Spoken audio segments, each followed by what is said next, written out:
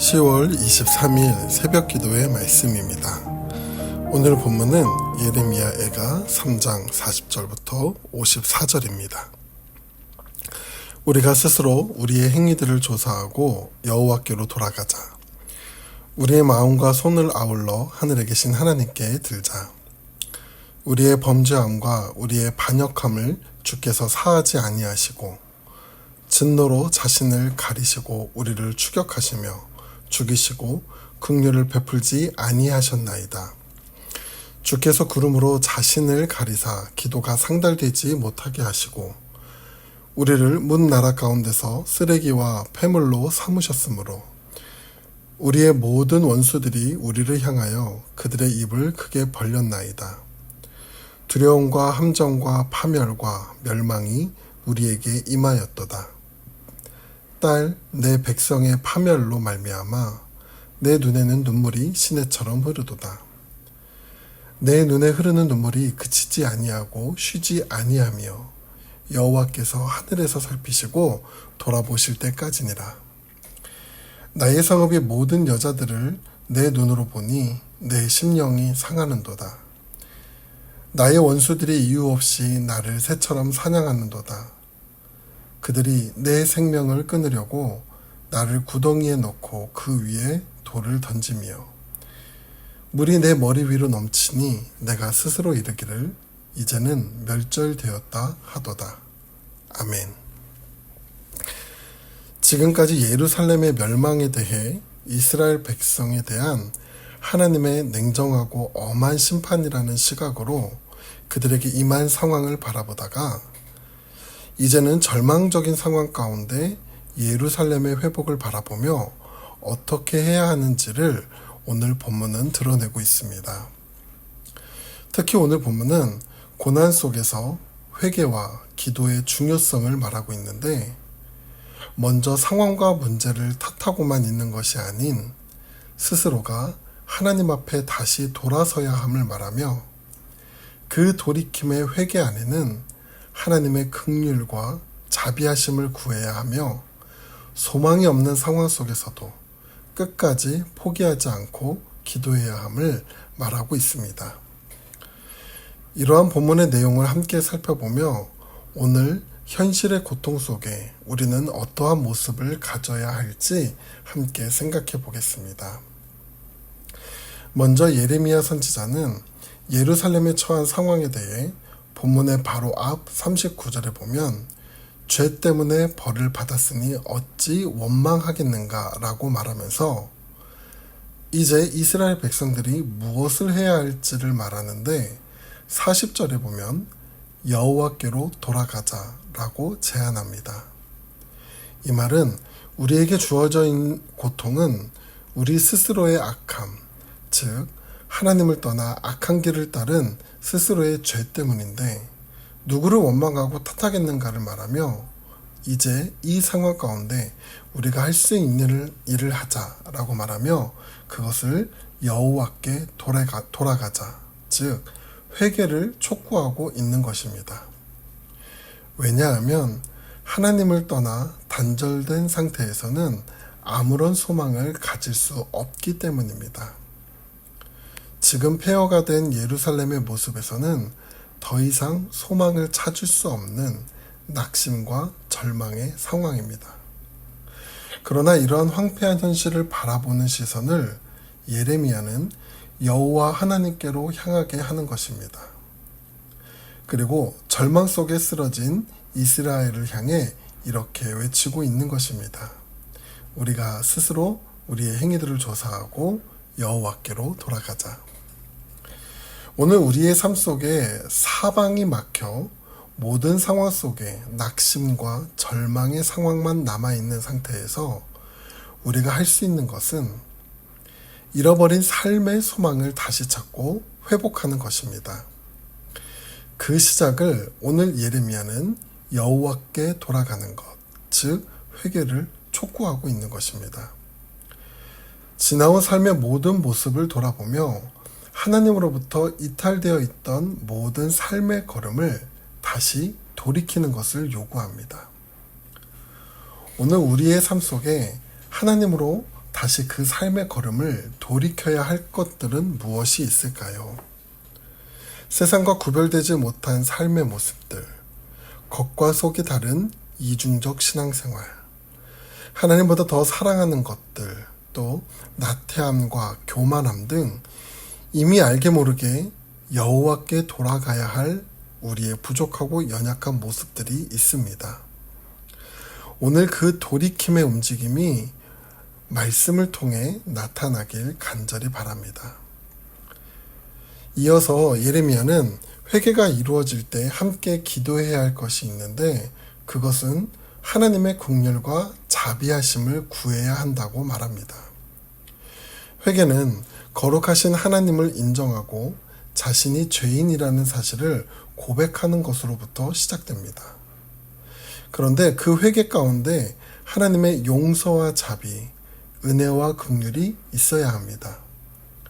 우리가 하나님 앞에 회개할 때 예수 그리스도의 십자가가 필요한 것은 그것을 통해 죄인에 대한 하나님의 용서와 자비, 은혜와 긍휼이 나타나기 때문입니다. 42절에 예레미야는 우리의 범죄함과 반역함을 주께서 사하지 아니하셨다고 고백하며 절박하게 하나님의 자비와 긍휼을 구합니다. 우리는 회개의 돌이킴 가운데 하나님의 은혜를 구해야 합니다. 죄 가운데 살아간 우리의 연약한 모습을 용서하시고 우리를 불쌍히 여기시어 구원의 은혜로 나아갈 수 있는 하나님의 자비하심을 구해야 합니다. 이렇게 예레미야 선지자는 이스라엘 백성을 향하여 회개의 촉구와 그 가운데 하나님의 자비와 긍휼을 구하라라고 말하는 동시에 자신 또한 남유다의 멸망과 예루살렘 성의 파괴, 그리고 그 상황 가운데 죽고 포로로 끌려가는 백성들을 보며 쉼없이 눈물을 흘리는데 48절에 보면 이렇게 기록합니다. 딸 내 백성의 파멸로 말미암아 내 눈에는 눈물이 시내처럼 흐르도다. 그리고 이러한 애통한 눈물은 하나님이 이스라엘 백성에게 다시 자비를 베푸실 때까지 그치지 않을 것이라고 말합니다. 49절 50절입니다. 내 눈에 흐르는 눈물이 그치지 아니하고 쉬지 아니하며 여호와께서 하늘에서 살피시고 돌아보실 때까지니라. 예레미야는 하나님이 들으시고 살펴주고 돌아보실 때까지 부르짖고 쉬지 않고 눈물 흘리며 기도하겠다고 말합니다. 예레미야의 눈물은 아픔과 고통, 안타까움의 눈물이 아니라 하나님의 긍휼과 자비를 구하는 눈물이며 절망과 탄식에서 구할 소망을 구하는 눈물이었습니다. 그런데 예레미야는 어떻게 이러한 기도의 모습을 가질 수 있었을까요? 51절에 보면 예레미야의 심정을 이렇게 기록합니다. 나의 성읍의 모든 여자들을 내 눈으로 보니 내 심령이 상하는도다. 여기 보면 예레미야가 눈으로 본 것으로 인해 그의 마음이 깨어지고 찢겨지고 상하였다라고 말하는 것인데 예레미야는 무엇을 본 것일까요? 그 힌트를 예루살렘 성읍의 모든 여자들이라는 표현에서 찾을 수 있는데 포위되었던 예루살렘 성전 안에서 고립과 굶주림에 못 이겨 자식까지 잡아먹게 된 처참한 상황을 예레미야는 본 것입니다.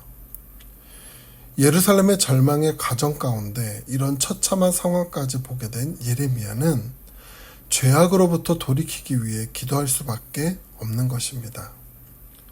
뿐만 아니라 예레미야는 남유다의 절박하고 고통스러운 상황에 대해 말하며 모든 것이 끝났다고 여겨지는 순간에 끝까지 하나님을 향해 호소합니다. 52절부터 54절까지에 보면 예레미야는 자신과 남유다를 동일시하여 1인칭으로 묘사하며 말하는데 먼저 사냥꾼에 사냥당하는 새를 바벨론 군대에 의해 고통당하는 남유다 백성을 비유하고 있으며 또 생명을 끊으려 구덩이에 넣고 돌을 던진다는 비유를 통해 남유다를 향한 이방 원수들의 핍박이 견딜 수 없을 만큼 위급한 지경에 이르렀음을 생생하게 전달하고 있고, 마지막으로 구덩이에 갇힌 상태에서 물이 머리 위로 넘친다는 비유를 통해 남유다에 처해진 위협을 전달하고 있습니다. 예레미야는 이러한 위협적이고 막막한 상황 속에 하나님을 향하여 부르짖고 있는 것입니다. 이 부분을 묵상하며 우리는 삶이 버겁고 인생이 고달프며 때론 죽고 싶을 만큼 괴로움이 다다랐을 때에 이제는 끝이다라고 생각하는 그 순간에 우리는 끝까지 하나님을 향하여 부르짖어야 함을 기억하시기 바랍니다. 예레미야를 말할 때 눈물의 선지자로 말합니다. 그들의 죄로 무너지고 모든 소망을 잃어버린 이스라엘 백성들을 향해 여호와께 돌아가자라고 외치며 그들의 회개 속에 하나님의 긍휼과 자비하심을 구하며 그 은혜가 임할 때까지 이스라엘 백성들을 향해 눈물 흘리며 기도하겠다는 예레미야의 모습을 보며 오늘 우리를 향한 예수님의 마음을 돌아보게 됩니다. 오늘 성도 여러분의 각자의 삶 속에 죽을 것 같은 모든 소망을 잃어버린, 그래서 캄캄한 고통의 상황 속에서 우리에게 주어져 있는 십자가를 바라보며 먼저 우리의 삶을 돌이킬 것을 오늘 본문은 우리에게도 말씀하고 계십니다. 삶의 문제보다 앞서 우리의 삶을 회개하며 나아갈 때 예수님의 십자가의 은혜로 인해 절망 속에 소망을 품게 하실 줄 믿습니다.